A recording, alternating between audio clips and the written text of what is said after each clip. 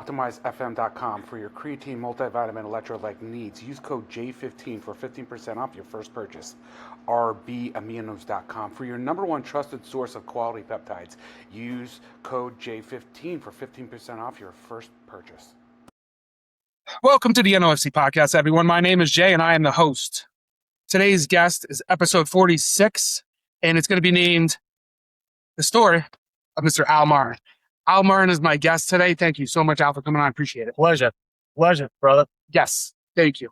So Al drove down here insistently to be an in-person guest, just like Mr. Epity did, and I appreciate that more than anything, because these conversations... Yeah, because I suck at computers, really. These conversations come across, I feel, a little bit more intimate when they're together, right? Yeah, much I would better. think. So thank you very much. I actually preferred that when you mentioned it anyway, because I'd rather be doing this. Yeah, absolutely. So interesting how this came about. Obviously, Al and I knew each other before. When I came to Middletown, Al was major in Troop F.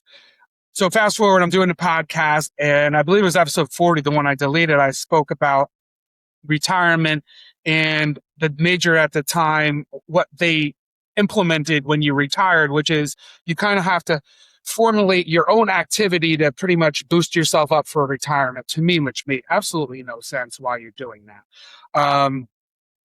After that episode aired, you reached out to me, and true to form, instead of texting back and forth, you're like, let's fucking call. Like, just text me shit. Listen.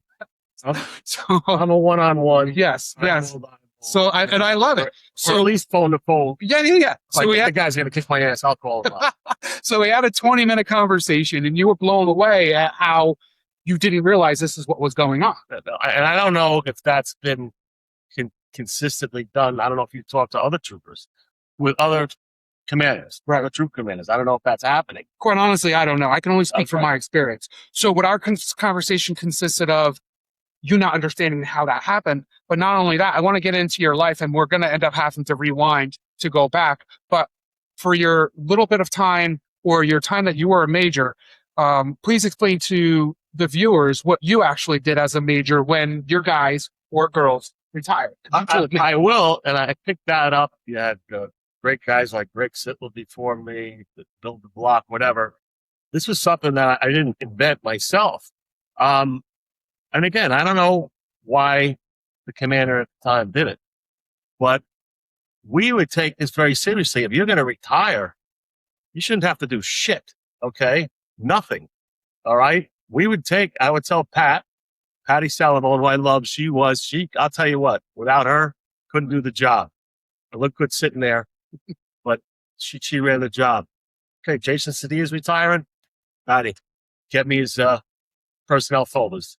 Put them out. I would spend, so we're going to have the retirement party. We might have 4, we might have 8 retiring. It would take me weeks. I had them laid on the couch. I would take yours and start going through, and I'd have sticky notes. I'd literally read every page. Quick, but commendations, little faux pas, maybe a troop car accident, what you did before the job. And I would just start putting sticky notes on the things I thought was interesting. But it would take quite a while to go, unless you were some sort of special detail guy and the personnel jacket is this. I'll go, anyway, Then I would narrow it down. I would break it down. It would take me 2 weeks. Usually it was a 2-week operation to get everybody. That was difficult. I took it seriously. You're a guy, you should be getting picked up at your house, or if not, treated like a king.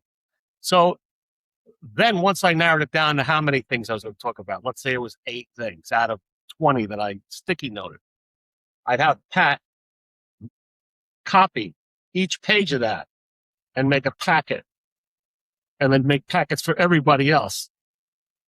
Then we'd make a couple of packets because in case you lose one. Then I would go over that packet. Then I would write my own notes on a separate piece of paper. What am I going to say? How am I going to address it? Because when you're there, when you're running that, I'll tell you what, that was kind of stressful running that party, because everybody's looking at you. We had DAs, police chiefs, politicians from all over, the membership, old timers. Yep. So I write out the notes. for everybody. 2 weeks. So Well, and on top of that, what you told me you would do during a conversation on the phone, you said you would also come up with little tidbits. You said like what he did before the job or some things, and then you kind of make jokes. Absolutely. Right? To kind of make it a little bit more personal. Yep. Kind of make it like I kind of know Jay a little bit. Or if I don't know Jay, I at least looked into his personnel jacket. Wait a minute. Know we have to about do that, and then it's not just that. Now you have to ask around too. Right. If this is okay, I'm just pulling out. You had a troop car accident. So call up the sergeant, call up the lieutenant. Oh, and he might give you some more anecdotal stuff. That was good. Yeah. And they have something that's entertaining. Right. I find that no matter who is now, what's happened has changed to like it's not entertaining anymore. It's just like, okay, so Trooper so-and-so wrote this many, he made DWIRS. I'm like, where's the humor? You know what it is? It's a robotic assembly line. I don't like thank you for your service. I don't like it. We had a laugh. We had a lot of laughs back then. And I noticed the change a long time ago. Yeah. But that part, I didn't realize that you had to do your own. Yeah. They said when you retire, or at least I don't know if it's still true to this day, but when I retired, I got an email, my personal email saying, and it was like a PDF form. Please fill out this form for what your highlights of your career were, what you do, what your stats were, blah, blah, blah. And that's what they were going to use. So that's what this whole podcast generated. It's disappointing. It's unfortunate. I don't understand. Maybe the majors that are there now, the major that's there now, they could go back. Go back. Yeah. You know what? Because that's what you remember. Obviously, by the way, you did a good job. This is Greg Goosey disguised in pure light, just so you know. Good job. Spike the water run out. Get them really open up.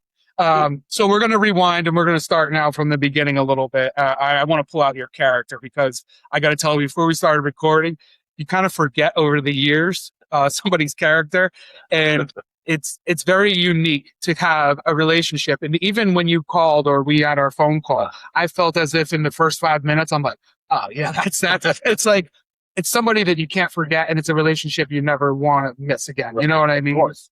So again, thank you for being you. And I know you can't be any other way, but sometimes people try to alter themselves for the general public. So let's go back a little bit. Let's go back a little bit. Where were you born and raised? Okay, born in the inward section of Manhattan. Okay. 1955, not to date myself. And I lived on Seaman Avenue, right off of Dyken Street, and went to Catholic school there. My father was a concert violinist, and my mother was a rockette until a couple of years before I was born, and that she was a housewife. Wow. So, siblings. I had two brothers. I lost one to cancer. Sorry. He was my buddy. He was a year and a half younger than me. And then I have another brother, Billy. He's 8 years younger than me. Okay. I'm the oldest at 71. 41, Mr. Martin is. Yeah. So you grew up down there. What's your childhood consist of? What do you enjoy? It was fantastic. Childhood. Well, first of all, we didn't have any computers. Okay. There was one TV in the house, a tiny little black and white screen. And then we eventually got a color screen, but went to Catholic school, very disciplined, great upbringing in the house because we had fresh food, home cooked meals every day. We were less than a half a mile from grammar school. So we'd walk home, my brother Kenny and I, when he passed away of skin cancer. That's the thing, get checked. Yeah. I've had it like 5 times. Wow. And I had operations, but don't sweat it. Just get checked. Right. So we would come back to eat because we didn't like the school food. It sucked. It really did. That just sucked. Yeah. So great meals. Then as soon as we came home, we just ripped off our clothes and we played. We were playing basketball, football, you name it. A million, games you could play in the city. So very active. I was thin then because I ran around a lot. As you progress through school, do you actually play any school sports, or are you just an active? I was track in grammar school, and I played some basketball. Okay. And from there, I went to LaSalle Academy, 2nd Street and 2nd Avenue. It was kind of a shock because I'm walking to school, and now I'm taking 2 trains, the A train and the F train. And I'm 14 years old. I look like I was 10 with slick back hair in the subway. Back then, though, It was not a problem. It's every day. Right? But Yeah. I figured out I took minimum of like 2,000 train rides in the 4 years, and you never got off because of snow because you're taking the subway, Yep. Had about 3 days off in 4 years, so. And then I got tired because you're still wearing a suit, Right. well, tie and jacket. So Yep. good education though. Yeah. I wouldn't change it for the world. So then how you progress from there as far as after the school there, college? Yeah. After I graduated from high school, I went to City College for 2 years, only because they said you had to go to college. I said that's for everybody. I don't care your parents, whatever. Yep. And my father was great. He says, Alan, you can go to any college you want in the country. I'll pay for it. My father had the biggest. He passed away. He was almost 99, 6 weeks, 99, a year and a half ago. And I said, don't waste your money. I don't know. I have no idea what I wanted to do. So I went to City College, and it was chaos. I didn't like it. I went to Lehman College, and it just felt like nobody cared there. And the stuff that I had to take for liberal arts because I didn't have a major, it was a waste of time. And I knew the stuff already. Right. So I went 2 years and I dropped out. By then, my parents in '75 had bought a house in Closter, New Jersey. Great town. It's still a wonderful town. My mother's still there. And I'm like, okay. I dropped out in June of '75. We moved in June of '75. And then my brother had told me in the spring, take the ironworkers test, my brother Kenny. So I did that. And I wound up getting called in September and went to the City Corp building, my first job on 54th and Lex. It's the white building with the slanted roof that was supposed to be solar, the ability to have solar power, but they never put it in. But so tell me about the ironworkers. You apply for it, but is there training or is it on the Yeah, no. You got 3 years of apprentice school. Okay. So after work, 2 days a week, I had to go from wherever you are, which was Manhattan, most of my jobs, Manhattan, and go to Queens. And it didn't start till 7:00. Back then we worked 8 to 4:30. And so you got from 4:30 to 7 to hang around. Those are long days. Yeah. Long days. Yeah. But intensive, and on the job training, and man, you had to kick ass. Okay. And if we had no safety, I sent you some pictures. Yeah, I'll share some of the pictures Sure. that he sent to me. So there's no safety gear back then? No, not until I'd say the late 90s. That's crazy. Yeah. But you know what? It didn't. Well, once in a while, people got killed. I was going to say, how often, like, have you been witnessed? Did you ever witness that? First job. Really? A guy I knew from Inwood, went to the same bar, and Gary Owens, his name was John Ford. And he was like 31. And we worked on the job. We were up. I had to get the coffee order too. So I had to get the coffee order for like 35 guys, which really consisted of half alcohol, half coffee. And you had to do that and work. Yeah. And on the way back, one of the other persons came running into the coffee shop, said, we just lost the connector. He went all the way. So he went 26 floors. Oh. He was trying to make a piece, which means he was connecting the piece together.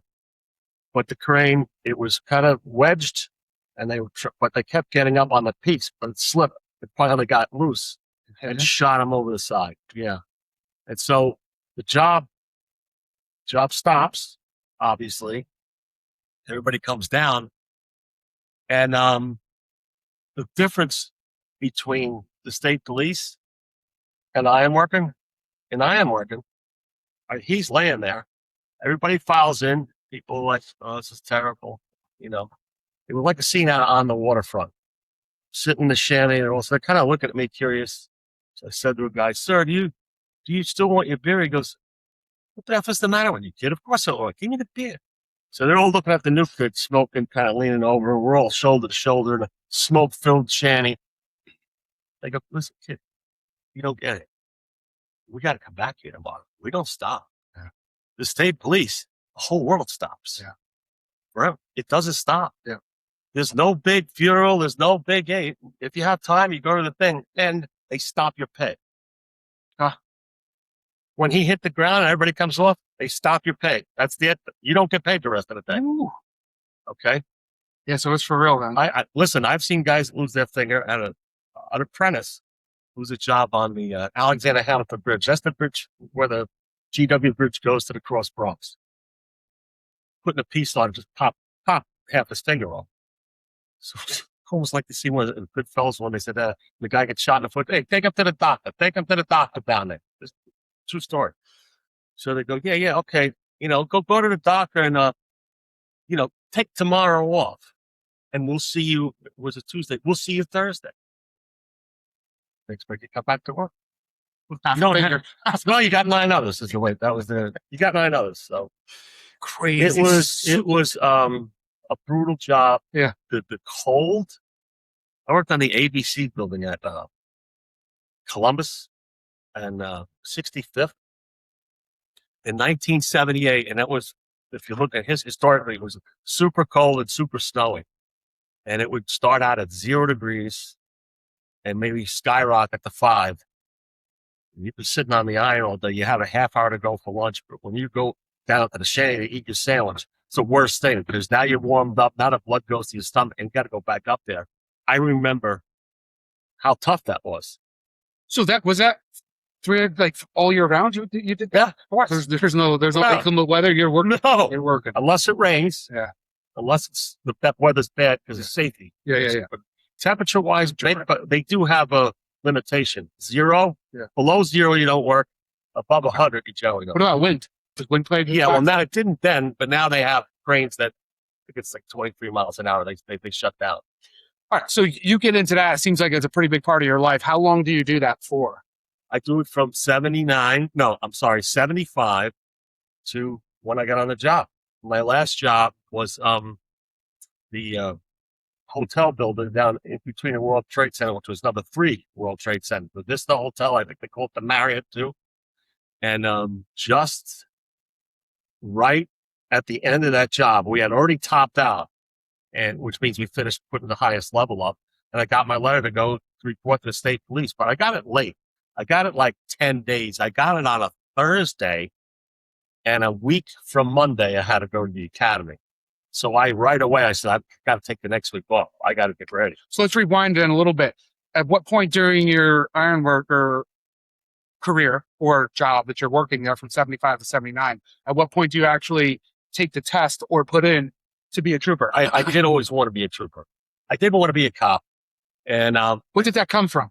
Was it just one of those childhood? Well, first of all, seeing what's going on in the city, I thought it was, be exciting, be good to, arrest bad guys. And then going upstate because my father would work up at the Performing Arts Center in the summer. Okay. And seeing the troopers, I'm like, these guys seem like, Badass. the elite. Badass. Yeah, absolutely. Yeah. I took the words right out of my mouth. Yeah. So I took the test in 75. There were like 50,000 that took it then. And I missed the physical by a tenth of to get into the physical by a tenth of a point. Took it again. The next test was 4 years later. That was in the spring of 79. Made the cut. I went from not making the cut. Now there was 25,000, I think, or 18,000, I think, finally took the test. And wound up, once I got to the physical, which was competitive at the time, which I don't think it is anymore. I think that's a disaster. I don't think so. I mean, I don't think they hold the PT standards as high as they used to. You don't, they don't. Say that. I'm sure. I could tell this by looking. Yeah. Pretty easy. But, yeah. So, and then I got on and I got the letter, and I was actually running a gang at the point just for the last few weeks by chance. They gave me the plans. They said, you want to finish the job? I go, yeah. And then I got my letter. I'm going, this is perfect. I have my full book. So I'm not leaving the union. I'm not quitting. You just go to another job. So I pay my dues. I stay in the union. It's not like I'm leaving. It's an insurance policy. Sure. So 1979, when does your class start? September 24th. September 24th. So, and because that's, I think you hold the honor. I could be wrong, but I think you hold the honor of maybe being the most, the most seasoned guy I have on so far. So let's very well put. Very well put. So tell me what it's like in 1979, entering into the New York State Police Academy. What's it like saddling the horses and getting them ready? What's it like tacking those horses up? Yeah, no, it was pretty wild. And I think I was mentioning it to you before. Yeah. back then, well, I don't know that you have nothing in your room. I'm sure that's the same now. Similar, yeah. But you could smoke. I mean, I wasn't a smoker, Yeah. but everybody could smoke cigarettes. So it was, you know, Open smoking policy whenever you oh want. yeah, no. Oh, once you go to your room, and because your time is taken up for the whole day. So my roommate Tony Mendez, who I love, I could tell stories about him. He got the letter late. You know, he was a fill. He got the call. Like, Backfill, yeah. Backfill. Yeah. So he wasn't there the whole day. So it was after we're finished, he shows up. So I'm wiped out. I'm tired. You know, once I got into the academy, I go, I'm not, you can't get me out of here. That's the thing. I'm not quitting. Yeah. I wanted to. Yeah. Like, I don't know. I think I had the Ironworker thing down. Yeah. Although I didn't. I thought I did. Yeah. The grass is always greener. I'm looking back, say, it wasn't that bad. Yep. But so he shows up and he's reading through all the material and the correspondence he's got. He's smoking away. He's filling up the room like telling him trying to go to sleep. So he was the first guy to tell me, first time I knew that I snored. It was years later, and he never complained. It turns out bad because now I have sleep apnea. Anyway, so I don't know. It's years later we're someplace and talk some reason it came up. Because you snore. I go, I don't snore. He goes, Al. You freaking snore so loud you wake yourself up. I go, but you never complained, you know? Yeah. So then smoking is allowed in 1979, apparently. Yeah. What's the academy like? We talked briefly before we started recording, about PT. Yes. See, some of the older guys, I feel like I was probably not the same, but very similar. I almost viewed PT. Don't get me wrong, like I struggled from time to time with stuff, but like I've enjoyed, even to this day, I enjoy working out and being physically active. Right. But you said that a lot of times, like people would be like almost throwing up. Yeah. Well, you saw the same thing, I'm sure. Yeah. And you were in shape. Yeah. You're still in shape. Yeah. So, which is important. That's the thing. Try to keep yourself in shape. I'm obviously not in shape, but I do the best I can, you know? Yeah. Well, we could always be worse. But it was, that was also like a break. Yeah. Because you're out there, I'm like, okay, good. I could do the push-ups. I could do the sit-ups, and sometimes it was hard, but yeah, if you're not ready for that, what were you doing? And what were you doing before you went up there? Yeah, exactly. Well, right. That's the whole thing. Like you're preparing, what the job requirements are. Right? And I've heard there are other officers on this job that had the kids go in and they didn't pass like the PT. You know how many push-ups and sit-ups and they can't do it. Yeah. But that's all on you. Right? Yeah, so there's no one to blame but yourself. I don't get it. I don't get it. Many of my other guests explained the mind game in the academy, right? The mind game is the same as the military. So they're going to put you in. Actually, the last guest I had on, we talked about the same exact thing. The drill instructor mentality is that they're going to put you in situations. PT is as a form of pushing you to your limits to see where you can go. Right. In other words, here it's in a controlled environment. If you fail here, you know where you're at. Right. On the road, when you're fighting with somebody, there's no tapping out. There's no mercy. Right. There's no nothing. And they don't care. Right. Those guys out there, girls out there, that situation, they don't care. No, I know. So there's meaningful purpose behind that. And I don't think there's a lot of people, especially nowadays, that understand the purpose of the paramilitary training. It's like, do whatever you want to do to me. First of all, it's not personal. Yes. Just whatever they say, don't take it personal. Right, exactly. Well, is it true that they have timeout cards? I can't hear that. I heard a lot of things. I didn't even want to call up there and ask. Yeah, you can stop. Some things I don't want to know. Yes. You can't do that on the road. No, there's no timeouts. You can't pull a card out and say, "Please, I'm having anxiety." So the more, the better. Yeah. The more PT, the better. I think they're. So there's schools of thought. I don't want to get too off into the rabbit hole here, but there are schools of thought that this is a new generation and we should be more understanding of the needs of this newer generation. I could see some value to some of the things there, but when you're talking about the pure fact that when you're out there on the road, people, there's no other way to put it, people don't care. You're going to a domestic at 4:00 in the morning, everybody's drunk, and the guy beat his wife, and now you're trying to arrest the guy. Now the wife's turning around trying to feed your ass. Like, people don't care. Yeah, they don't care. So you have to be not only well aware of your surroundings, but you have to be in shape. All right. So your academy experience, PT wasn't the worst thing in the world for you. How did you feel about academics And did you have any part of it that you're like, "Ah, this is just stupid"? I didn't have too much trouble with it, but you had to put in the time. I tried to do as much as I can because when I went home, on the weekend, I didn't want to do anything on, Friday or Saturday. If I had to do some stuff Sunday, obviously when the test was coming up, which was basically every week, Yeah. I tried to do as much as I can during the week so I can, really let my hair down on the weekend. And Yeah. that's what I did. So I was a pretty good student. And I think it comes from my background going to Catholic school. And I was a good studier. Yeah. And I realized you have to get through that. Yeah. So it's important. Yeah. So I didn't struggle with it too much. So you graduate, it has to be somewhere, I forget what you 80, said. March of 80. March of 80. Where do you do your FTO? I go to Troop C. I go to Ithaca. Ithaca. Man, let me tell you something. The troopers have different accents. I'm far away from Manhattan. And I tell you what, I almost went. Jimmy Carter was great. I loved him. I was lucky I had him. He's retired. He's in Florida, I believe now. Was he FTO? Yes. Yeah, Jimmy Carter. And but I knew I was far away because I'm like, oh man. He goes, what do you want to eat? That upstate accent. I go, oh man, I'd like, just bring me to the best pizza shop you got. He goes, pizza shop? I go, yeah, pizza shop. He goes, pizza shop. I go, yeah, pizza. He goes, what's the best place for pizza? He goes, well, Pizza Hut. I had little tears running down. I go, I'm not in Manhattan anymore, No. But no, he was wonderful. And they were really good to me up there, city kid.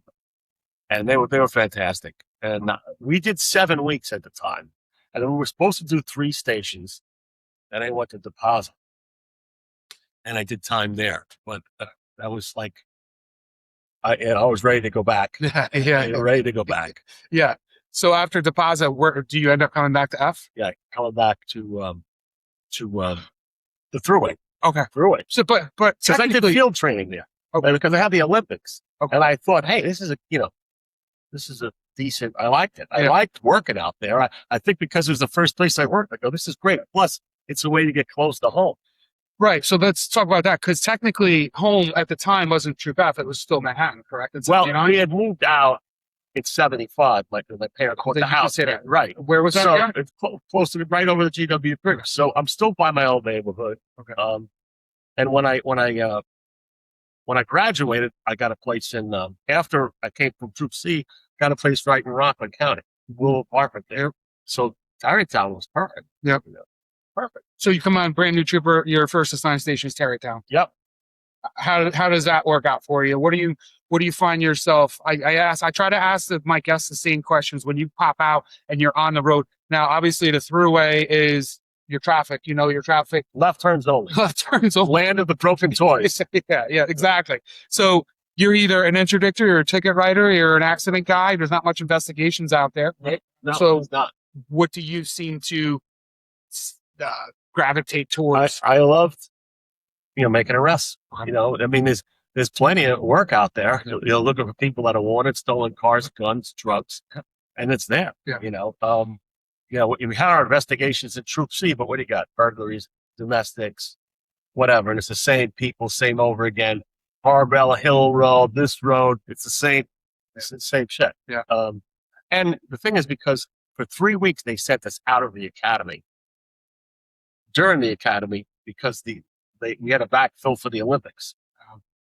So I worked there for 3 weeks, and I think what happened is I got to know the sergeants, got to know some of the other troopers that were left there, and I really liked it. I thought it would be nice to just go back after Troop C and just go back to a place that maybe was just comforting. Yep. How long do you do that at Tarrytown? I'm there 5 years, and one of the benefits about it, there's not a lot of people, working hard. So I made the Bureau in 5 years. Oh, nice. I went to DETF 6 years, maybe 6 years. Okay. So I was lucky. Yep. Just being where I was. Yep. Doing a little bit of work. Oh, A absolutely. little head on your shoulders. And it wasn't hard. Yeah. Like you say, you're not doing investigations. Yeah. You go out, you do your traffic enforcement, you do your accidents, but it's there. I mean, the main line coming out of the city, are you kidding? Right. They'd send us over New Rochelle. It was like, come on. Yeah. But So you say you go to DETF?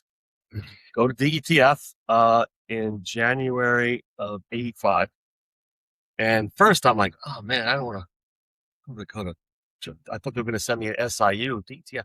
It's great. narcotics is great because people don't realize you have control over your life. If you're in a group and you're doing raids, it'll be like this. Okay, Jay, listen, we're gonna hit that house Tuesday night. And you're like, "Oh, my daughter's got that thing. I got to go to that dance." I go, okay, how about Thursday? Everybody good? So you control the action. When you're on the road, you're controlled by the calls. And I found out the DETF. It was awesome. Yeah. They were great down there. Any notable? How long did you do there? DTF? I was there for 5 years till 90 before I made lieutenant. I made sergeant, senior, and I made lieutenant. They sent me back to Tarrytown. I commanded the zone. So while you're in DTF, was there any notable cases or things that popped up that you? Oh, yeah. Well, there was always plenty of doors to knock down. Yeah. And I remember one time going into this. I was not an undercover guy. I'm the Ram guy. Yeah. I'm the shotgun guy. I'm not doing the undercover stuff. I'm not good at. There was plenty of guys that love that. Love that. Understanding where you are as a trooper or an investigator is an important role, right? Yeah. Because a lot of guys want to be something that they're not. Right. So understanding some guys got lost in that role. Right. That's what I'm saying. Really got lost. Right. And they believed they were like that guy. Right. You know? So understanding you're a door guy or a shotgun guy is a good thing. So I'm going. What for you? I'm going into a Brooklyn crack house, and I love working with the city cops. It was obviously state, city, and federal. Federal guys, some of them were a little funny because they weren't road guys. Yeah. They were school guys. Yep. They didn't work the road. City cops. Plus, I'm from the city, from the 3-4. I tell them, "Oh, okay, kid, blah blah blah." Yeah. And so we're going to this crack house. But listen, these guys got the shotgun. He's got it under his seat. You're gonna kill it. The CI's information is good. We're gonna go in there. Hey, they're like, "Don't. You got to go home tonight." I'm telling you, if he goes to that gun, take him out. We were in the street for a long time. And everybody kept telling me, and the faces kept getting bigger. Be careful, be careful. I'm like, Jesus Christ, I'm ready to go. Can we go? We're ready. Yeah. So I'm getting all pumped. I'm all wound up. So we're going up there now, and I'm like, oh boy, I'm the first one through, and they say he's going to shoot whoever comes through, whatever. So, by the way, it turned out he was there, and he had it, okay.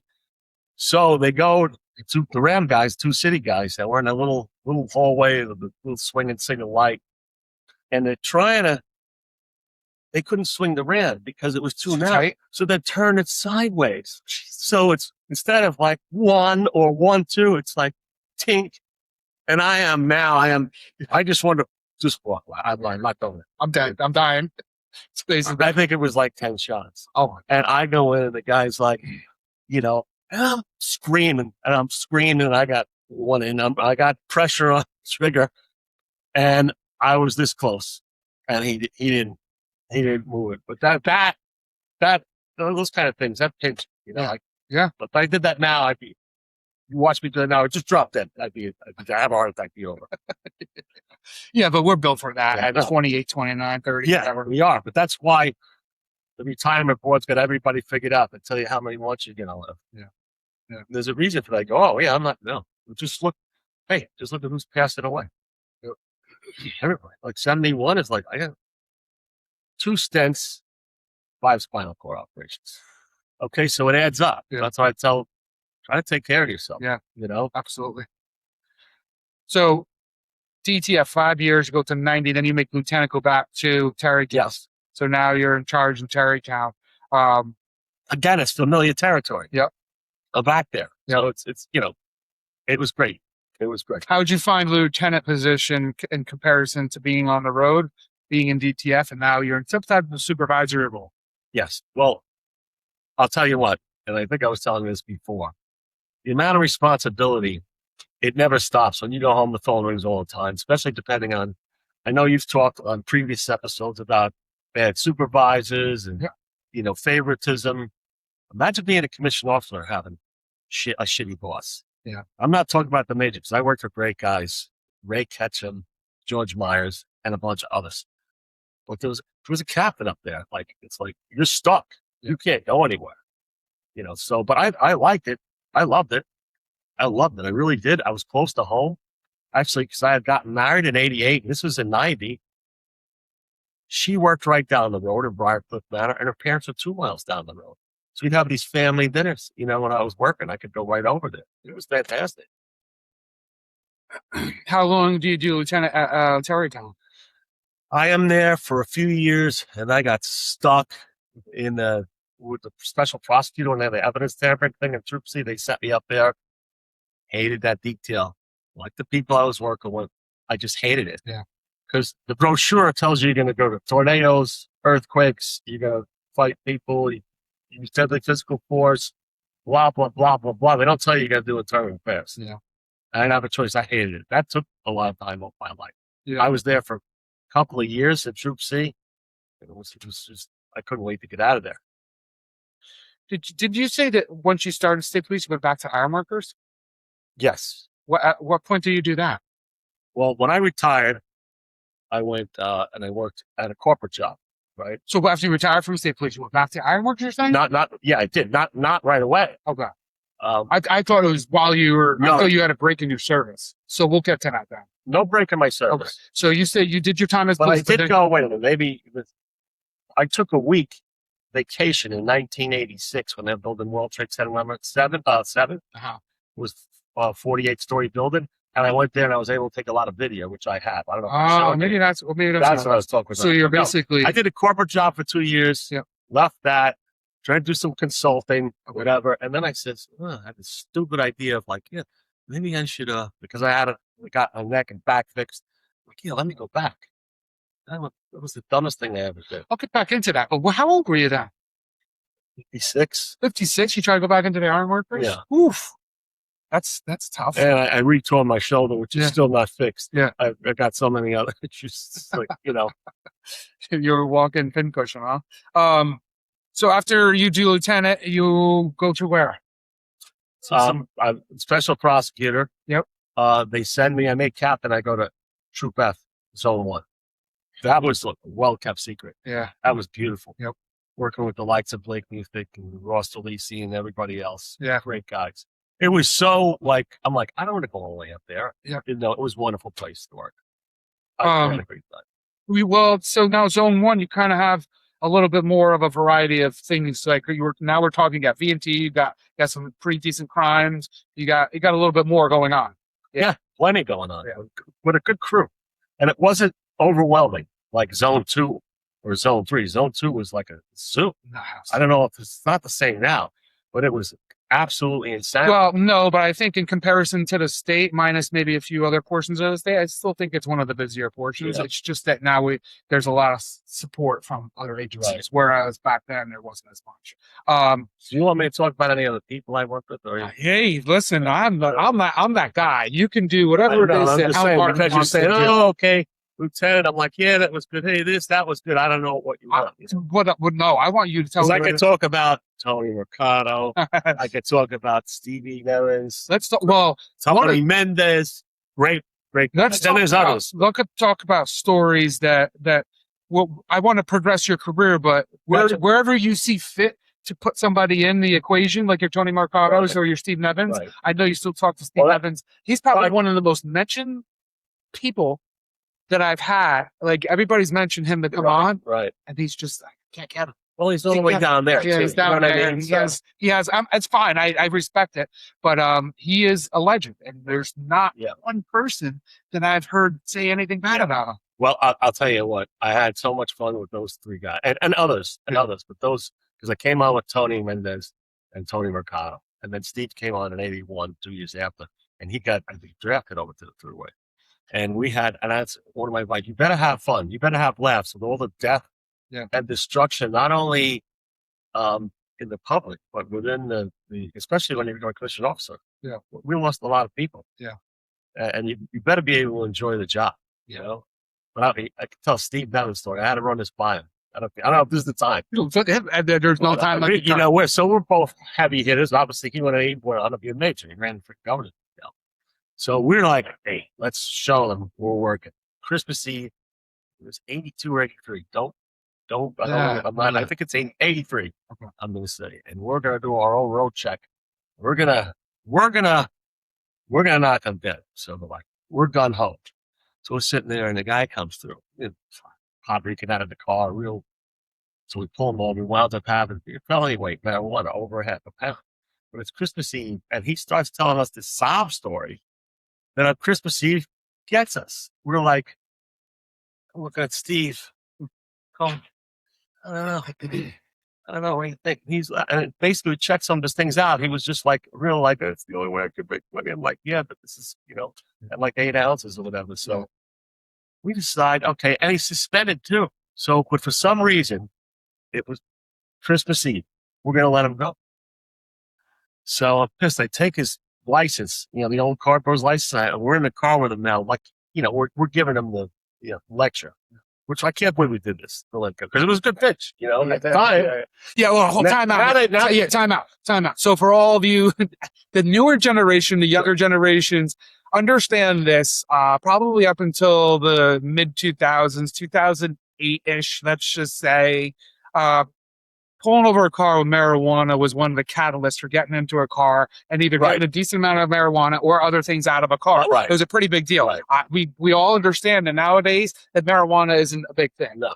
So understand this is 1983. So marijuana is a big deal. So we're like, okay, so now, we've worked, like, I'm looking at Steven. Yeah. We're in it. And God will forget it. This will help. Yeah. In the end, we're going to let him go. So I'm down, I'm like, yeah, and you suspended. I tear his license. I'm going up and down. I'm like, oh, here's your license. Ooh, a bunch of ball paper. He goes, oh, sir, I have mine going to restoration. I'm like, oh, sorry about that. What are we going to do? There was a lot of snow on the ground, so we can't take it because, I think we took it. So we got to take him over to the DV lot by the toll barrier. We dump it in the snow. We make him drive back and forth 20 minutes and we let him go. After that, I say to Steve, you got any other bright ideas? Let's go to eat, So, yep. But we made a lot of the rest together. And there's Tony Mercado, number one in the PT. He got the number one in the PT. Oh, in the academy? Yeah. And naturally strong guy, very good instinctive guy. In the academy, there was this guy, Steve McNolly, one of the counselors. So one of the scenarios we go through is to, take him into custody, which nobody can do because he was like, okay, I'm going to show you guys that it's impossible, right? Except he didn't know Tony. Tony gets him, and the guy's like, fuck you, whatever. And Tony just puts him on the ground. Why not put him in the hospital? He had the handcuffs on so tight. So that's Tony. And I liked riding with him because he was awesome, What, did you guys end up working together at any point on the road, you and Tony? Oh, yeah. Oh, yeah. So when you were... We rode at nights together. Where were you there together? Tarrytown. Okay. So you guys... He was a little OCD. He's going to get a little OCD. Actually, a lot of OCD. So we're riding. Yeah. Okay. I'm sitting in the car. And it's 3:30 in the morning. And I don't know. Troops are familiar with 3:30 in the morning and nothing's happening. And you're the passenger. Yep. You might start thinking about things and whatever. So I'm a little... So I'm kind of like maybe not paying attention, right? Exhausted. Yeah. After going down the road, I go, oof, it's cold. I go, Tony, are you hot? Are you hot? Oh, no, I'm not hot. I go, did you turn it down? No, I didn't turn it down. I turn the heat back up. I go, and I actually, a few minutes, I said, Tony, you moved the freaking thing. I go, you moved it. You changed the heat, didn't you? I said, why'd you do that? He goes, because it's even. Everything's even. Everything's lined up perfectly. So, swear to God. Tony OCD. He'll be calling me. He'll be calling me. I'm going to call him later anyway. So. Oh, that's awesome. Those are so. It's so funny I'll call it the older generation because in the beginning of my career, it was a lot of that. It was a lot of the camaraderie. It was a lot of the relationships that you can never forget. And then towards the end, it slowly started changing and it feels as if it's a very, I'll say the word again, it feels like it's a very robotic job now where guys come in, they do their thing, they want to spend time with their families more. And that's fine, but like maybe it has something to do with the 12-hour shifts. Or maybe you said because it's now platoons, right? Yeah, and platoons. And I hear that one group doesn't talk to the other group.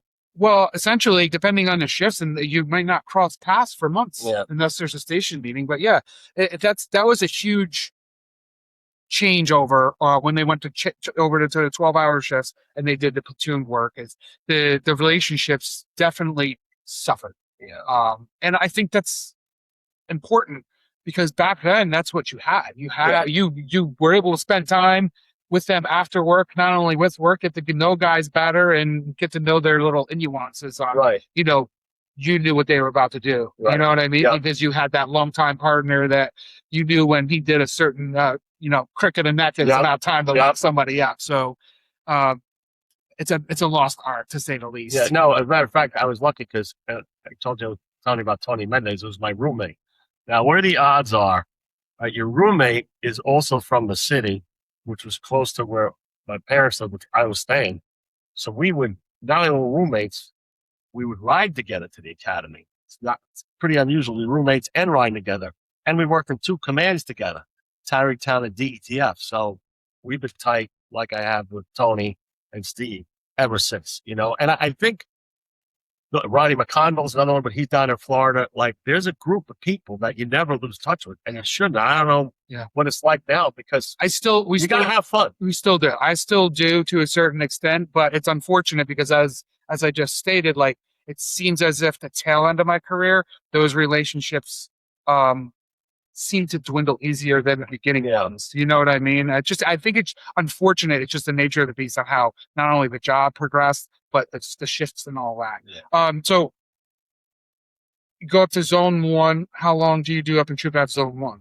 I am there from about 95, but I was a captain before I got there when I was still with the special prosecutor. Okay. So I'm like a captain for 2 years. I do another 2 years, and then I got lucky. It's funny.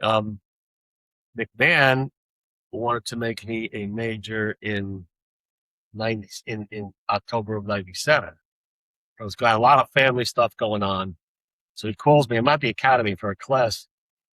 And he says, I'm making a long story long, but you want like an hour and a half or whatever you want. So, but he says, want to make you a major, Troop A. Like, I can't, I'm 6-7 hours away. Said, I can't do it. I can't do it. And I was horrified because that's usually, dead. Yeah. So he says, well, it doesn't mean I won't come back to you. And that was in October. Calls me in December. I'm off for Christmas. He goes, I'm going to make you a major. Troop F. I'm like, so let me tell you something. I'm lucky. I've been very, very lucky. Okay. Because they made a special, Greg Sittler was the major. They made a special, that's when they made a new inspector spot right down in Newburgh instead of being in Albany. They moved him over. You know what? I listening to you, and I know you, but I really don't know you. But what comes across is to me is the honesty, the transparency. Like, listen, I'm lucky. Yeah, I love you. I am lucked out. It's true, and I think we all. I've worked hard, but I have luck. Yeah. Gotta have luck. Yeah, I think I'm the same. I feel like I lucked out in my career. There's plenty that I could talk about, but like I feel extremely fortunate to do the time I did, to have the experiences I did, and the relationships I did, and come out on top. Yeah, right? Here we are. Here we are. You know what? The most important thing is we're intact. Yes, exactly. Because some guys aren't. Doesn't always. And I had a couple of close ones. I was scared. Yeah, a couple of times. Sure, absolutely. I want to tell you. I want to go back to Tarrytown because we're moving quick, but I'm thinking of other stories. Yeah, no, keep on going back. It's fine.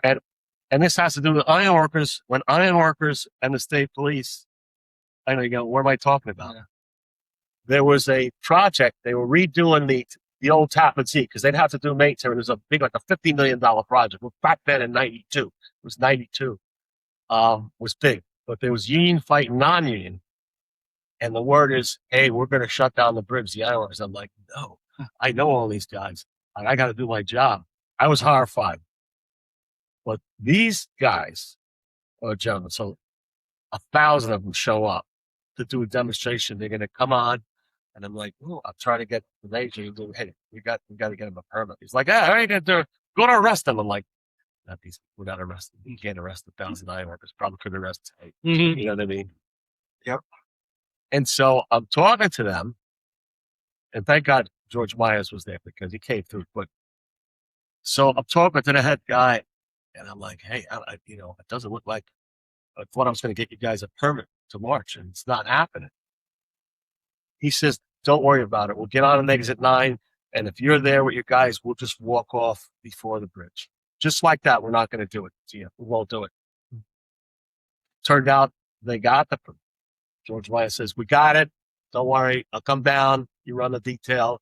They marched up to the main span and back, and that was the end of it. But let me tell you something. Anxious moments. Yeah. Very anxious moments. Yeah, but so your relationships paid off, your previous career. Yeah, but I got to tell you, they're like that. Yeah. They're like that. They really are. Yeah. They're I think they're tied in the state police. As you can see, right now it's fractured with the platoons and everything. Yeah, I think so. Although, I mean, I'm speaking from my perspective. Maybe it's different, but I have a little bit of a touch on what's going on through Right. group text and stuff like that. And it just seems like we're, like you said, it's fractured a bit. Well, a portion I forgot to ask you about, which I don't want to brush over, if you're okay talking about it, your personal family. So you have children? Yeah. What did your family consist of when, if you got married, had children, what does that look like? At what point Married in 1988 and was living in Greenwood Lake. Oh God, I was working at DETF. I had a little converted cottage with lakefront property across the street.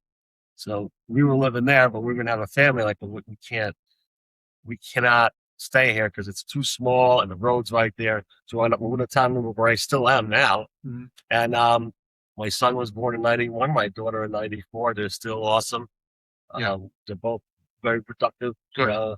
Very good. My son's a firearms expert. Oh yeah. And nationally known like shot.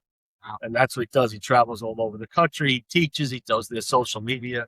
My daughter's a counselor, mental health counselor. She has her own practice. Very nice. And she runs a college program in Westchester. Oh, good. Very functional human beings that are doing. Yeah, I don't know how because I'm not. No. I'm just hanging on in this interview. Here's a question for you.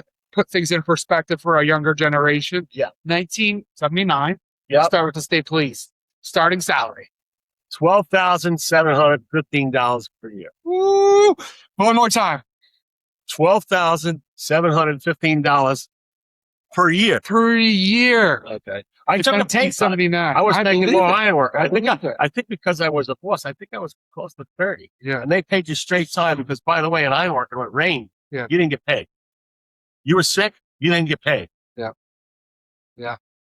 That's crazy. Yeah. So for all When they left, I was doing good. Yeah. Not as good as they are now. Yeah, I know. But it still was all right. Yeah. You know, I could, I could eat, you know. Yeah. Listen, I talked about it a few times on the episode. I did my strategic exit because I knew time was coming. I was around during the George Floyd incident. I talked about this numerous times. I felt it was that catastrophic twist in society. Again, regardless of what your opinion is on that incident, society changed drastically during that. I think now, what was the year of that? I want to. The other thing it was 19. The other bail reform, and that was right. They were both right around the same time. Bail reform. By the way, that's a freaking disaster. Yeah. Why? There's no reason to do that. True. Why'd they do that? Yep. I don't know. Bail is your collateral for your alleged crime. Yep. So you return to court. Why do they eliminate that? Listen, it's ominous. Yeah. There's a lot of those questions that could be bad. Arisen from. No, but there's no good. There's no good answer. In my opinion, there's no good answer. I agree 100%. Let's get back into the story of Allan Martin. So then, you transition from Zone 1 Trip F, and you go to Major, right? Yeah. And you said it was 98. Actually, it was January of 98. Okay. That was frightening. That's one of my questions. How does that shift of responsibility feel? Yeah. The idea was, first of all, when I got it, I was pumped. I can't believe I landed this job. So I think you have to feel that way wherever you are, wherever promoted, that, wow, I hope I can rise to the occasion. I don't even know if I did, but I tried. That's all I could say. And I always felt like, wow, this is a lot. But the staff there, the troopers, which, by the way, are the foundation of the job. Yeah. Troopers are the job. Yeah. The troopers, the BCI, the commissioned officers was all-star. Well, so you had, because I came on in 2000. So from that period of time, I know a lot of guys from the 98 moving forward, but from my perspective, from 2000 to 2008 or so, yeah, it's amazing troopers that went on to do a lot of great things on the job. Right. You know, and I'm not saying anything bad about the guys that preceded them, or you know, there's plenty of good troopers, but it just seems like that block of time, there was, you know, we had some really good people back then. No, that was it was frightening. And So the weight, you felt the weight. the weight, and I got to tell you, it never stops. What I did like, we didn't have computers. We had no computers. We had. Do you remember the teletypes? They still have the teletypes, or they get rid of the paper completely. I believe they did, although I don't know. I don't know, but I do. Obviously, if there was something big happening, you'd always get your call wherever you were. There was no days off. Yeah. That you got a call, you were on the phone basically every day, and that wore me. Yeah. That wore me, and I don't think I would do it again. I don't think I would try to. I was thinking about my family, salary, whatever, Yeah. and I wanted to do it. I had, but now that I look back, I think it was a lot. Yeah. It's a lot to handle, and all the death and destruction. But before I get to that, Yeah. so the teletypes, there's a colonel, love them. Good. Yeah, they call, field commander. Hey, what's going on down there? How are you? Yeah, good. Hey, let me ask you a question. It's a true story. It was a bureau guy who had an accident, but it was like he got off at 4:30. This is like 7:30, whatever. So let's say it's Investigator Joe Smith. Yeah. So Al, I was asking you about. I want to ask you about that accident. I had nothing about it. So I'm like, yeah, Colonel. Go through types like this. Yeah. Oh yeah, Colonel. Yeah. By the way, how was your kids? Did you play that volleyball game? And I'm going. Oh yeah. You see the Yankees? Yeah. Good. No. Yeah. Oh yeah. I was looking at that, Colonel. Just so you know, as far as I know, there's no hair on it. I'll get back to you if there's any problems, though. Oh, I knew you'd be on top of it. Thanks. He hangs up. I call Wayne Olson. Wayne, how's that? He goes, no, it's no problem at all. I was like, but, you know. So it's interesting. So from your perspective, that was a major from 98 until what year? 2004. It's a pretty pivotal. I was the longest running major until Eddie Rasso. That's a good He beat me by, I was there 6 years and 7 days. I wasn't counting. And Eddie was there like over 7 years. Yeah. Now they're there every like 2 months. Yeah. They get wrote the parents. Yeah, exactly. So that period of time that you're there, we've had a lot of talk about leaders, and especially it seems to be all Albany based, right? Your colonels, your yeah. Well, you got no place to go. There's right. So you're talking about what you make. Well, you're Inspector, yes. Well, on Albany. Yeah. So, but when you're in a major position, what's it like to have that getting a call coming down and be like, what's going on with Joe Smith? Investigator Joe Smith that was in an accident. Oh, but put it this way, I generally had a good time. I didn't have a lot of problems. You just try to stay on top of things, and I had a great staff, so it was easy. You generally want to know that was one that slipped by. I didn't get a call, and I didn't get a call because it wasn't a problem. Yeah. You know. Yeah. So, but no, as long as you have the information, they'll leave you alone. If you don't know what's going on all the time, it could be a problem. And every once in a while, yeah, you know, I was short, but you know, you learn, how do I do this? You know, who's going to tell you everything? Who's not going to tell you? And I didn't have a problem that way. Well, in that position, you need to have some type of team that supports you. Yeah. You can't do it by yourself. That's a position you just can't do by yourself. You can't. And you're really relying on the other commissioned officers to call you. Yeah. You know what I mean? So. And then you have to forge those relationships, right, with your commissioned officers. So make sure you have easy though. Everybody was great. You know, everybody's great. Yeah. Very talented people. Yeah. Very talented. So then you make inspector. Right. We didn't talk about any of the stories before that. Well, let's talk about stories. Death and destruction. Talk about death and destruction, because we lost. It's just like I said, there was so many. We lost a number of guys. Do you think your time at UBF as the major was the most, let's say, the most diverse action that you saw, or the most diverse crime? Right. Yes. And also we're dealing with the press. We're having the murder of a 3-year-old and.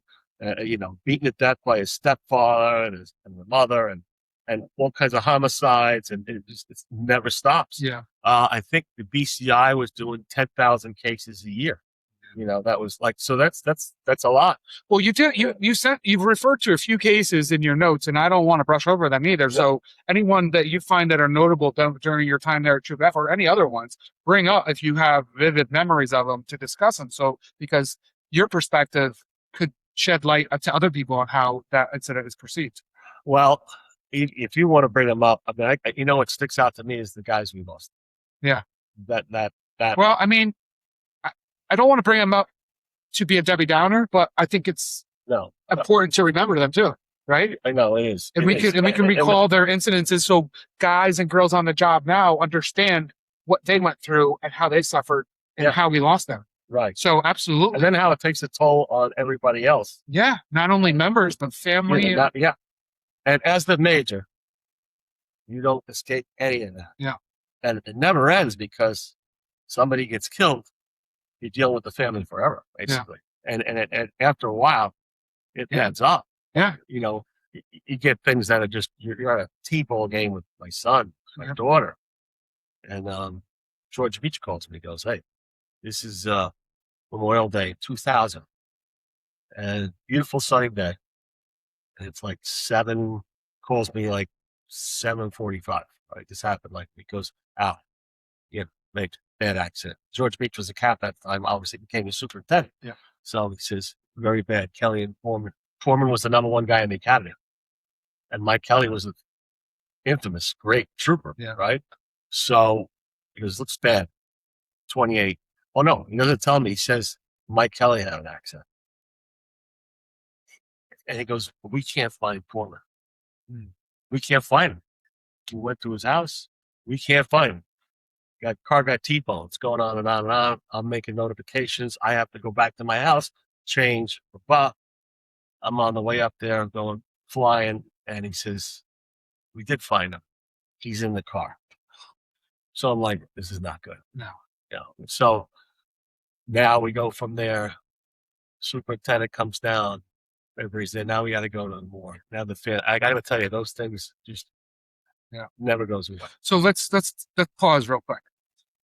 If we're going to talk about it, let's talk about what actually happened, because I'm not 100% sure. Yeah, absolutely. What did Kelly and Foreman? What were they doing? Okay, they're running. They're in on Mark Bar, CI car. Okay, they're coming down Route 28. Yep. Right, it's a hill. You're coming down the hill, so they're going east towards Kingston.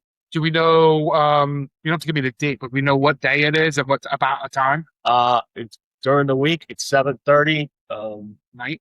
No, yeah, but it's May 30th, so it's sunny out. Okay. The sun's just setting on the horizon on the hill. Okay. So they're running, and apparently they turn. They're going to turn on somebody. But because of the lighting, blinded by the light, the truck is coming down. He's got his foot off the gas. You don't hear anything. They don't see him. The truck driver makes eye contact with him as they're turning, and just blasted the car off the side of the road into a tree, and there they went. So that was 2000. Yeah, and there was some controversy, like, was there vapor lock on the car? Because they were, like, kind of going slow because they made eye contact, so I'm dead. Yeah. That's tough. It's very tough. But I could tell you that we had, I had Nate Burrows in 97. Yeah, so that was on 17 in Sullivan County here, right? Ice storm, snowstorm, going east on 17 before Wurtsboro. Yeah. Coming down the mountain on the curve. He's out there with a minor accident. Tractor trailer comes by and blasts one car, which bless him. And he was by himself. Yes, he was by himself. He was standing outside the car. Yeah. Yeah. And then we had Jay Edelson. Okay. And I could tell you, that one got me the most because it was cumulative of all the things that have been going on, whether it be crime that you've seen, whatever. Yeah. And I got the call from Wayne Olson. I'm on the treadmill on my day off. And I couldn't even tell you what month it was, but it was just before they took me out of there. I was a Navy inspector. So it was sometime in 03, end of 03. And again, I got a call, oh, this is bad. Looks like Jay Henson hit a tree. We don't know, blah, blah, blah, very bad. So that comes in initially. You go, well, call me back when you get more. Yeah. Because I'm on the treadmill. And sometimes it's like, oh, yeah, he broke his arm. Yeah, right. I'm like, because I'm not running out until I know. 10 minutes later, when he goes in, he's gone. So I'm on the treadmill, and I slow down, And I come to a stop. I look at my watch, or I looked at the clock, and I just took out the boilerplate. I went through everything I had to do, and I realized the needle didn't move too much. I knew I was done. I couldn't do this anymore. I can't do that anymore. And I realized then, it's time. Yeah. They make me an inspector. I don't care. Yeah. So, what was the other? What? Because a lot of people won't know. The What word was is his he situation? was on 55, Route 55, like a mile from Liberty Barracks where he worked, and looked like he was chasing somebody for speed. There's some conflicting reports about that, but it looked pretty much he went on a curve, kind of lost it, and wrapped around a tree. And the Burroughs was just in a storm. And I don't want to say just. I don't want to minimize it at all. No, But it was a winter storm. winter storm. The tractor trailer's fault. He was flying. They never really did anything. No repercussions to tractor trailer. We got like a ticket. No indictment because he was going too fast in a snowstorm. Yeah. And blasted him. Blasted a car, which blasted him. So those are three that stand out probably the most to you. Yeah. Because as if obviously the But I can tell you, it's boy, if I stayed, I hate to say it, thinking, if I stayed a senior, narcotics, I'm not doing that. right. You Yeah, I mean, still have things that are going to happen. Yeah. Guys that get killed, but it doesn't happen that Yeah. much because you're controlling the action. So then you again anything that pops into your brain as we talk, you can bring up. Well, I was thinking of the guys I worked with, like I tell you, the Steve Devon story. Yeah. He was great at Stickler Cop. Tony Mendez. Yeah. He was great. We had, when you talk about being a rock and roll with somebody, so we had, I told you they asked the sergeant about your nickname. No, I'm not going to go in. I'm not going to, but I will give you what happened, and everybody knows this. So I'm with Tony Mendez. It's 2 a.m. and we're going, one of those things, you don't like the car. Whatever. We're just swerving, going toward the top and seeing a little foggy. And so we stop the car. There's 2 guys in the car. Comes back. It's taking a long time. Back in the day, when it takes a long time, it's taking a long time to come back, right? Yeah. And no, actually, we had his, I think we got his paper too. We've stopped, get a stop. And so we call him the Crazy Turk. This guy that we arrested. The reason I call him the Crazy Turk, the only reason, because he's a crazy Turk. Okay. So he comes back wanted for kidnapping. Okay. Now I'm too cocky, great shape, could handle myself. But I guess I would tell the guys out there and the girls, there's always somebody that can kick your ass. Always. Okay. We didn't know this guy was a pro fighter. Okay. I'm just going to line this up. Did you find it out? Yeah, we found out. Let me tell you something. We fucking found out. Let me tell you something. I have a story. And I could tell you. Yeah. No, I made a mistake. Yeah. Because I thought that, so he gets out of it. Now we're out of the car. Yeah. Now he gets out of the car. Big guy or not? Medium-sized guy, lean, But he's like, hey, I got to go to the bathroom. We're like, no. So I'm like, I'm just going to man him instead of drawn down, whatever. I'm like, I'm just going to put him on the car. Well, he spiders out. And now he's fighting us. His friend gets out. And I am absolutely shocked by this guy's speed, his strength. Yep. And when you go from 2 a.m. from 0 to 100, after your cheeseburger deluxe, it's not that easy. It's not like when you're working out. So we are rocking and the main event, okay? And I am on my back in the middle of the throughway, and the car is going right by. So I was like, I want to run over. This guy, there was a tow truck guy stopped, goes, oh, look out for your gun. He's going for your gun. Whatever. Anyway, I'll tell you, if I was by myself, I would not be sitting here. I'd be gone. Yeah. If the guy wanted to kill me, I was Yeah. dead. And I'm embarrassed about that. And I realize you got to be careful. So what happens now? We're going, I finally landed a great shot. I caught him. Bang, and he is it's a headshot. It's not serious, but it's all over the place. So the problem is we finally get him, and he's needs stitches, whatever, but he's refusing. So he winds up, believe it or not, Orangetown. The judge wouldn't arraign him, and Orangetown PD takes him. Orangetown PD puts him in the lot, but the chief calls George Pinter, investigator. and goes, "You got to get over here. This is a big problem. This is what I'm talking about. We can't have this." He goes over there with his half-inch cigar and goes, "Gee, you know what that guy tried to do to those troopers?" "Yeah, but," he goes, "that is a thing of beauty. So, no problem." But we were legit. Yeah. Yeah. I could have probably shot the guy. You know? Yeah. But I made a mistake. What I'm trying to stress is that I made a mistake in handling this guy, thinking that I was going to handle it. Yeah. You can't make that assumption because you can't judge a book by its cover.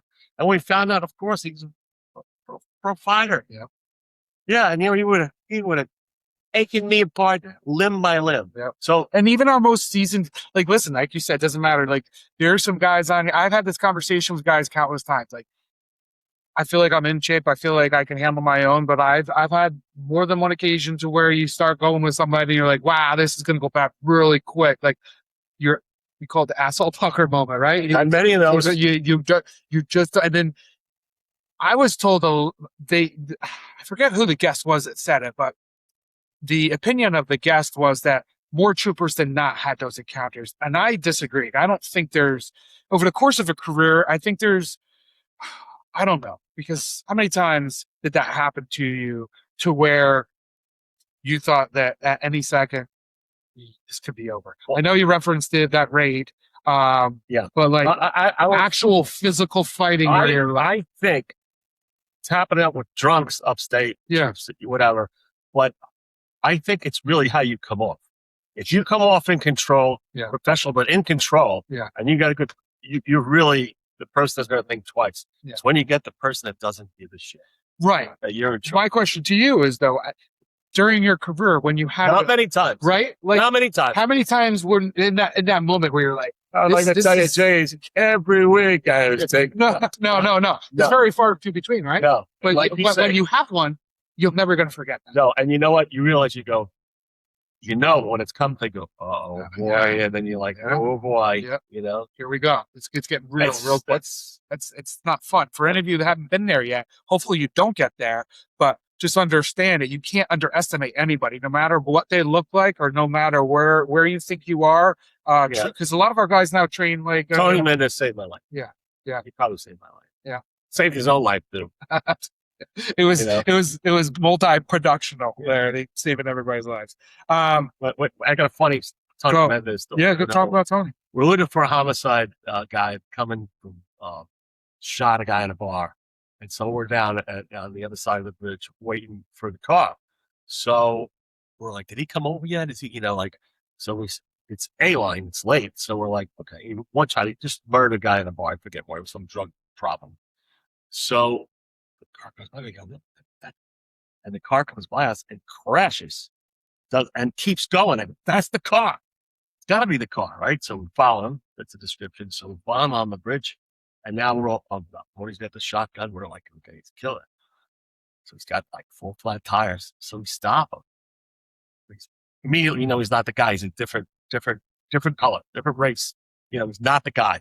Whether it be white or black or Asian, he was not the guy. Yeah. Obviously not the guy. Yeah. But he's shit-faced. And we're pissed. We're like, you, because I'm like, now we're going to miss. Yeah. And you know what? We missed the guy, went by us. The next postcar got him, and they both went in the bureau.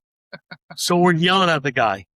We're screaming at him. You're just a drunk. You're just a drunk. And we know we can't, because we didn't know the car was not quite yet. Yeah. So we go, we can't arrest him. We can't. We have to get we have to look for the killer. So we go, you're just a drunk, aren't you? You're just say it. Say it. He goes back, not anymore. And we let him go.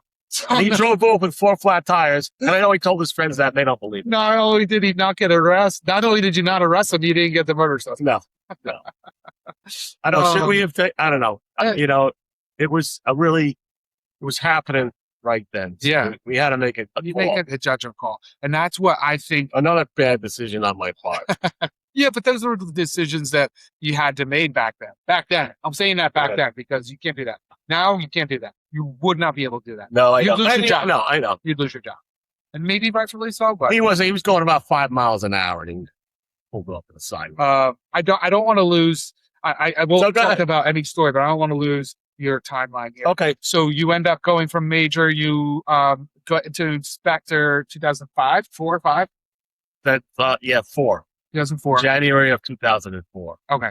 And tell me, let's walk through the inspector real quick, regardless of. Okay, there's the different types. So you could be in field command, you could be wherever. I actually had there was a detail. I had to go to Albany. I worked for Colonel Freddie Aaron, fantastic guy, and I had the drug tests and the FIU inspections and the narco inspections. So it sounds like, oh, travel up, but the team did everything. Yeah. And we scheduled everything. They would give us the numbers that we had to do X number of drug tests. We would try to schedule it. We're a travel day. We're going to do A troop, where numbers came up. And if they were close together, we could knock them both out, Beeline here. So go ahead. Tell me no if you don't want to answer No, the question. But this is only because of how you described drug testing, right? So back then, let's just say 04 to however long. I only did that.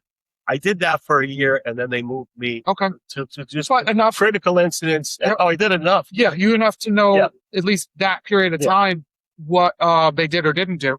So there was a lot of rumors that if the higher ups, inspectors are up in Albany, colonels suspected somebody of drug use or they would make up the number. Or either that or target that for that specific.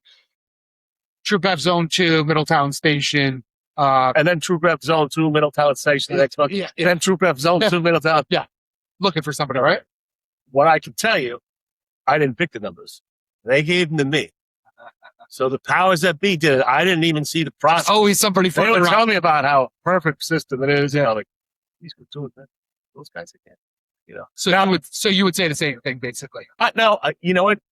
I try not to give it too much thought. You know what I mean? Yeah. But I didn't pick them. So the inspector didn't pick them. Okay. Fair enough. They just give it to us. Oh, you got to do this troop and that. And you know what? I should have asked, like, who you looking at?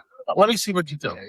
Well, let me see. I don't know, some computerized thing. I don't know. It's a lot of times there was suspicion, but I remember I was an F as a captain. I remember getting tested twice in our zone. I was like, who's doing? That's kind of odd because there's a lot of numbers. There is a period of time, and I'm not saying that's what they did, but I don't know. Yeah, listen. You can't if you don't know, you don't know. There was a period of time when I was at Middletown as well that it seemed like, or maybe Monroe, but I forget where it was. But for like a year or two, the station was getting tested a lot. Now, my question would be, did the PBA look into that? Did they know the system? Yeah. They would know it. I didn't. I didn't, I don't know. I just got the numbers and I did it for, maybe it was less than a year because I went to the Southern District. So you go to Southern District. That job was easy because the team did everything. I just tried to coordinate the schedule. 06? Huh? 06 you go there? No, that was 06 I retired. Okay. 04 I go there. And then by 05, I am now in the Southern region. Doing the whole critical incidents and personnel complaints. And you do that till you retire. That's where you retire from. Yeah. And where's the Southern District consist? It was right in Newburgh. It was T, F, K, New York City, and L. Okay. And you were stationed at Newburgh? Yeah.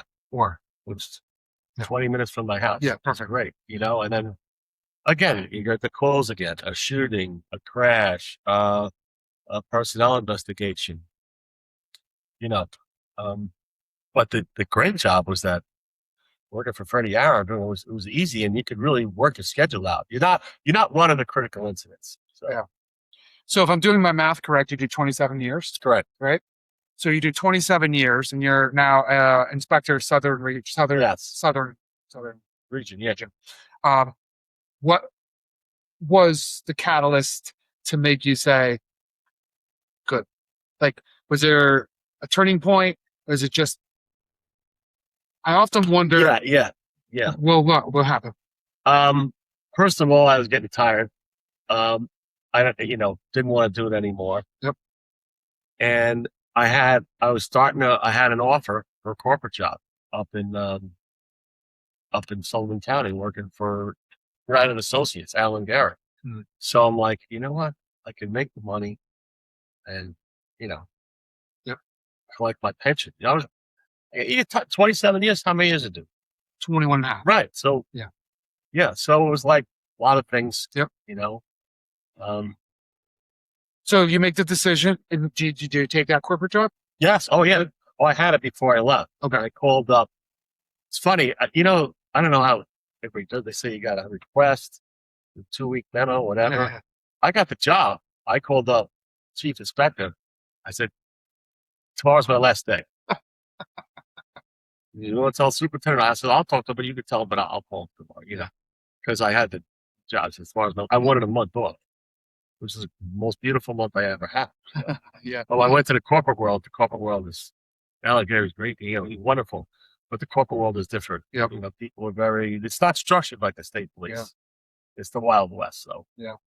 So do you not last very long there?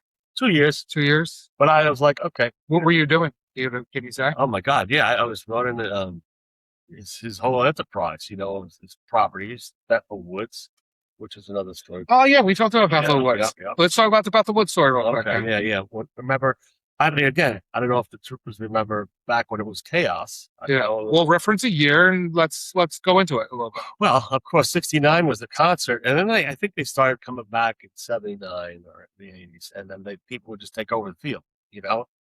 And it got really crazy. And we were just managing.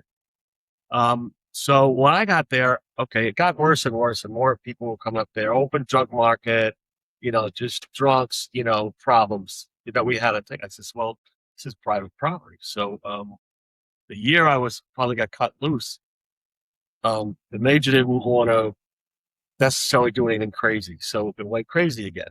So in the middle of the crowds, we're standing out there with a detail, and June Gellish, the owner, people might remember that name. She owned the property. She came up, wanted to find out who was in charge. She came to me. I want these people off my property. And I'm like, June, a little late. We've got thousands of people here. We can't. I said, we really can't do it. Like, you know, and it would have been really, really difficult. Yeah. So I says, but if you mean what you're saying, and you don't want this to happen next year, because this is over in a day or two, right, we'll have you sign a form. So next year comes around and we make sure, because August is the anniversary, it's like late May. Blake Muthik and we go to her house in Brooklyn, New York. Beautiful day. Belt Park, we want to go to her house. Because she's there and she's got a friend there. And she's like, yeah, I'll sign this, but are we going out after that?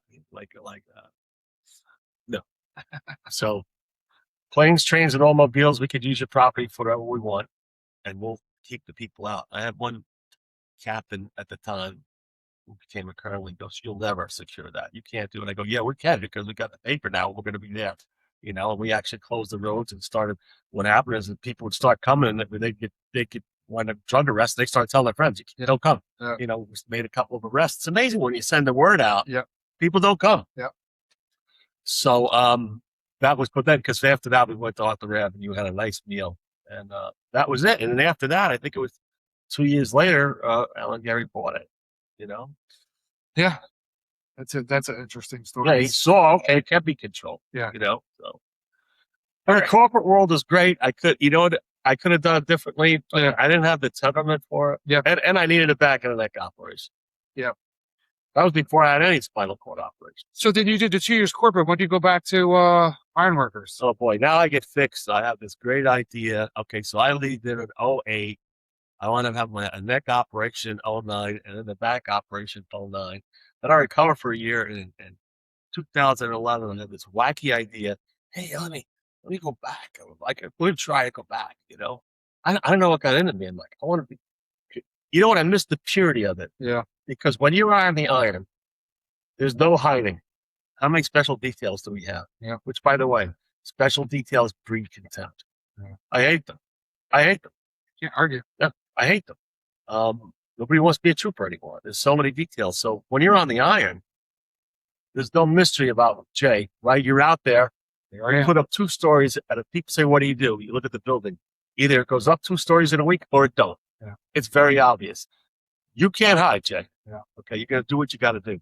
So I just felt that I missed that purity, as opposed from like favoritism or whatever, or bad bosses, good bosses, whatever. And so sure enough, I went back to see the business agent, like he ran the union, and I says, Bobby, I want to go back. He goes, yeah, I want to go back. We went, oh yeah, of course you can go back, because I actually had to take some classes to recertify OSHA things. He goes, yeah, you want to work with this guy? Yeah, I grew up with him. Yeah, go over the bridge. Yeah, okay. So I went there. No, but I'm super curious because this is the 27-year gap. I'm doing my math right, essentially. No, The time 79 to 06. have even more. That's 27. Yeah. Okay. Well, and then you end up with 2011. Yes. Well, I'm talking about from when you do iron workers to when you go back, right? So you don't go back. Right. Until 2011 is what you're Correct. talking about. Correct. So now you're talking 30, Correct. 31 Correct. years Correct. later. Correct. So you must have had to maintain relationships within the iron workers Always union, did. right? Always did. Always kept in touch. I went to the picnic at Cruckers every year. That's And what they're really tight. These are the type of guys that, hey, what do you need? Yeah. You need a ride? You want me to come over? We're going to chop wood. But like, I'm still in touch with my classmates. Right. I am still in touch with them. really. We actually have a lunch down at Pearl River every month. And I go most months. Just go down there, hamburger, beer, whatever you want. And we just BS. Very unstructured. But guy come to my house. Oh, we'll fix your wood burning stuff. They're just very tight. Yeah. So 2011, so you end up going back then? I ended up going to the Alexander Hamilton Bridge, trying to come back. And that's the Cross Bronx Expressway, where the GW Bridge goes to the Cross Bronx. So it's a bridge shop. I've never had a bridge shop. I don't like bridge shops. They're dirty. It's difficult to walk around. You're walking up the arc there. It's just like a lot of it's nasty. I like erection jobs. They're simple. But when I'm there and I'm like for 2 weeks, I'm like, yeah, I'm out here doing it. And one time I realized one day my hands in my pocket go, man, I'm freezing. And you know what? I used to have a office, Yeah. my own quarters, my own bathroom, my own parking spot. They washed my car, turned it around and gassed it up. And here you can't even sit down. Yeah. And I'm like, so I went sporadically for months. Like I believe I said, listen, I got to rest. And I realized, what am I doing? And I finally left. Very good. Now you're just enjoying your retirement. Simple things. I grow my tomatoes. I like to cook. I got my photography. I was telling you about my photos of Yankee Stadium photos, which a lot of people know about. Yeah. I just don't know how to market. If anybody knows how to market, contact me because you can get a piece. Okay. So I haven't been doing anything. I'm happy. They're not kids anymore. They're adults, 34 and 32. Yeah. They're wonderful. I'm taking care of my 93.5-year-old mother who still lives in that house I talked about, So, I think the guys have to realize, when they think about retiring, they get really antsy. And this is a trap you got to be careful not to fall into. You come to your past day and you go, oh my God, this is awesome. I should retire and do this all the time. I'm sure it's not that way once you retire. No. You might have it for a month. How long did you have that feeling? Yeah. It was a pretty short period. It's short. And then all of a sudden, the whole thing with the past day when you work is you have the buildup. You have to have the contrast of the hard work and difficult stuff and then the relaxation with your family. Right. But if you have that every day, it's not the same. No. But I've learned to just like the simple things. Just have a rolling coffee, an extra pot of coffee, going to the gym when I want to. Yeah. Burning wood in the winter. Still hanging out with the guys. I mean, like I said, I got 2 stents. Yeah. I'm not, just got to try to stay alive. Yep. Take care of your family. Yeah. Throughout I think we talked about this briefly, but from the beginning of your iron workers till the end of your iron workers with the state police in between, that 32, 33 year period of time, what would you say, if you can categorize, was the most impactful period of time for you? I think the first couple of years iron working. Yeah. Because it was so difficult and I was young. Yeah. It was so physically demanding. That really affected me in a good way because after that, and my son did it, because my son, he dropped out. He went to college. He was like, Dad, I hate it. I said, don't. I says, then he was working in a liquor store. I go, it's either full-time work. And he went to iron work and he did it. He's still in the union, but he does firearms now. And he'll agree with me. He goes, it's the hardest thing he'll ever do. It really is because it's hard every day. Yeah. State police, you have some downtime. You're on the road. Yep. What would you say? 95% of the time is yours? Oh, yeah. Yeah. Okay. Yeah, probably 95% easy. Yeah. Yeah. When you're out there, so you're working, right? You're working. There's no. What kind of shifts were there? 8, 10, 12? No, you work at, well, yeah, when they were doing like the trade center, they were working 12 hours a day, 7 days a week. Yeah. I don't know how it's possible. They did. Yeah. And my apprentice classmate did it. But normally it's an 8-hour day. Now they start at 7:30 and they finish at, 3:30. Yeah. Whatever. So then what would your advice be to, By the way, I just want to go back to the last job I was on and talk about money. yeah, go ahead. So I'm on a 3 World Trade Center, Yeah. just the hotel building. Okay, about parking. I was able to park. You could see that I could see my car in the lot. This is when it was all fill and there were no buildings across West End Avenue, across from the Trade Center. How much did it cost to park my car for the entire week? The entire week. I don't know. $10. Jesus. $2 a day. Really? Gave it to the security guard because he was just guarding an empty lot. So he was an entrepreneur. He figured out I put a few hundred cars in here. Yeah. It's nice. Yeah. So Huh. anyway, you were going to ask me something. So if you had advice, you did 27 years, I would say retiring as an inspector is it's a pretty notable achievement, in my opinion. I don't think I got lucky.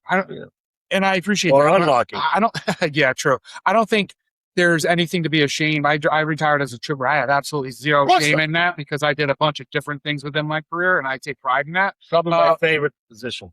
Oh yeah, and I think everybody said that so far. I've asked, "What's your favorite position within New York State Police?" And everybody said the most fulfilling. It wasn't definitely road trooper. And I know a lot of guys. It's probably also the most difficult because you don't know any different. But the whole statement of the grass isn't always greener on the other side is so true because a lot of guys and girls, I always say guys, but I mean girls too, unfortunately seem to chase that carrot not only of the higher pay, but of also not being on the road anymore. Yeah. And I understand that perspective and that train of thought. My question was going to be this. If you had to give advice for somebody that's looking to retire or soon to be retired and what to expect and what they should look forward to or do in retirement, what would you say to them if you had to? I would say to them, first of all, you really don't know how good you have. Once we're on the job a while, and we don't realize how great we have it until you leave. You'll find out you're not going to have the same benefits and the money and the conditions anywhere unless you're some sort of prima donna that's got some super talent. It's not going to happen. I'd say you get pissed off at guys that want to leave. Don't, let's say, first of all, take a breath. Take a couple of past days, okay? What are you? 13, 6 days, cumulative a year, 28 vacation days, 5 PL days, or whatever, maybe it's 3 now. Yeah. Take some time off. Can't do that. What you're done. Can't do it in the corporate world. Yeah. I'll give you an example. When I was having my back problems, I was in the corporate world, and it was one of the guys that I had to report to, believe it or not. And well, I shouldn't have set it up that way, but I had to get injections in my back in Westchester, and it was anesthesia, so I'm getting a bunch of injections before my operation. So I tell him I'm going to have, compared to the state police, I'm going to have injections, and they're going to put me under out and doing that on this day. He goes, "You're going to be out the whole day? Suppose you're doing it at state police. Don't worry about it." Yeah. Gotcha. Yeah. Well, I don't know if that's necessarily true today, but yes. But you have the time. Well, yeah, true. Yes. Nobody's I'm going to take a sick leave because I have that. And everybody, I Yes. don't care which boss. I can say, "Oh, no problem. Of course, take care of that." Very true. You really could take care of your family on this job. Yes. And I don't want to overlook that at all. And there is some value you definitely need to think about it, right? Before you go. No, don't leave on a bad day. That's you'll hear that. Don't ever leave on a bad day. Yeah. Because you'll regret it. You really will. And you know what? There's a lot of reasons. There's a lot of things that happen to me that I wanted to jump. Okay. For other Yeah. which I didn't bring up. Yeah. Yeah. But well, you could. Well, actually, one of my other questions is going to be, we've made the hour and a half mark, by the way. Are you kidding me? Yeah. Oh, man, I'm sorry. I apologize. Just don't watch it. Just don't listen. Shut it off now. Please. One of the questions I did have is, oh my God. is there anything that you would Oh my God. say that you regret? State police wise? I wouldn't have done it the way I did. No. No, I wouldn't have tried to, run through the ranks. No, I wouldn't have, because I thought it was a lot. First, You know, there's a first for everything. This is the first smart time. guys. No, this. I appreciate I know that people say, "Oh yeah." I dropped my phone. Okay. Hold on. Well, I'm gonna get kicked out. Can you hear me? a little mic mishap. Where is it? Oh, here it is. There it is. All the way down there. Stand by for. I gotta do this fast. So we're Okay. All right. There you go. All right. Regretful moments. Anything? Like I said, just yeah. You know what? There were times when I was supervising. I don't say this. If you become a supervisor, don't react. Think, because once if I told you you did something and I came on too hard, you'll never forget it. Yeah. And I can't change that. That's a very. You'll now. I would think most of the time I did that, but there's a couple of times I remember with some people that I wouldn't have done it. Yeah. I would have waited, because what I found is that let it go. If the truth was really bad and make it, he'll do it again and again. So let it go. Let it go. Just support everybody. Now I thought I did that most of the time. Yeah. But it's you gotta be really careful. You have to overthink it. Yeah. As a supervisor, what else? But no, I would have stayed a senior. Another good job now as a captain, because you have insulation. Yeah. Major. Yeah. Lieutenant. It's a good job, but Yeah. it's still a lot of responsibility. I would, if I did it again, I would have stayed. Yeah. So you mentioned there's a few things that kind of pushed you towards wanting to retire when you didn't really necessarily want to, that you didn't talk about. Mm. Are you? Is that something that Al wants to Well, talk it about? seems that the hour and a half has just expired. All right. But I'd like to thank everybody for coming today. No, it's okay. It's fine. No. I don't know. I don't know. You know, I don't know. You know, yeah. There was one time when I had when I was an inspector, Mhm. and this is something that bothered me. Okay, and I got over it. Yeah. And they brought me up under the guise that there was an investigation, and you know what it was about? Me. Really? But I didn't know that. See, people don't know that. You're all bad supervisors. How you like being inspector? Yeah. And had that happen too. Yeah. So I go up there, and I'm not going to mention any names, Yeah. That's whatever you want. but they bring me in a room and tell me the following. Ready for this? Mhm. Now I'm ready for. It's supposed to be a case in my area, so I'm brought up there under false pretenses. Right? And he said, "We got a letter from the Ethics Commission now, and it's about you." So I'm like, Hold on. Where, last 3 years, 25. Okay. hold on. With whoever did that, did they actually do that? No. Okay. You just. Well, they did this. Hold the letter, and it's about you. Okay. Okay. And as a member of Management Confidential, you don't have any rights. Wow. Yeah. Interesting. How about that? So And I'm like, I'm going through all the things I've done wrong in my career. And then it turned out to be, and I'm not going to mention their names. Yep. You're talking to the chief inspector and the colonel in there. So I'm like, this is like, Yeah. This is the end. Yeah. This is the end. Turned out to be, we get West Point tickets from the provost marshal. We've been getting it since for decades. It's one police agency to the other. The letter that they had, they didn't let me read it then, and it didn't name me, and it was anonymous. Huh. I said, of course we get tickets. I put out emails. Yeah. If you were there, I got anyway. I figured they're trying to. This is the career. They're trying to career him. I'm like, I did nothing wrong. All right. So they call me up. So we're going to take a statement from you. I go, you know what? I call the superintendent. I says, if they want me to go, I'll go. Okay. To this day, it bothers me. I'm like, because what can I do? Right. So I figure I call up the superintendent, and he says he doesn't get on the phone. I'm dead. Right. Yeah. So think about, I'm like this. Here it goes. So I call him up. Hey Al, how you doing? I said, Soup, I'd like to talk to you about something. He goes, yeah, go ahead, shoot. I go, no, I want to talk to you in person. He goes, what time? I said, what time's good for you? 2:00. I'll see you there. I drive up. I go into his office. Yep. Guy I really like Bennett. Yep. I said, you know about this thing? He goes, yeah. I said, do you want me to go? He goes, what? No. Don't worry about it. I said, well, this is what happened. He goes, yeah. No. Don't worry about it. It was closed. But sometimes you got to make a call because, all right, what's the deal here? Right. What do you? So that told me that Yeah. they went to harpoon me. Yeah, but why? They didn't have any courtesy to say, "Oh, we got a complaint, and we just have to address it," because it said something about covering up a stabbing. I go, "What the hell are you talking about?" Anyway, so Yeah. I've been through it too, but you know what? Work around it. Yeah. So a year later, I'm like, yeah, Yeah. say Yeah, I get it. so then I'm all right. Yep. So troopers complain about, oh, I got to write tickets. Really, just write some tickets. Yeah. Don't work around the sergeant. Yep. So, but I survived. You did, and you're still here, and you did it. You did it. And he got me to say it, But I didn't want to name anybody. No, because they're not here to defend themselves. But, right, well, that's fair. Thank you. No, Then they're not here to defend themselves. First person to ever say that. That's what I. That's no. I'm not going to say this guy. I don't want to say that's who a it is, very That's a very noble thing to say. They're not here to defend themselves. What you say? No, because we could talk shit all we want about circumstances, unless you know that there's plenty of times where I had differences with supervisors, right?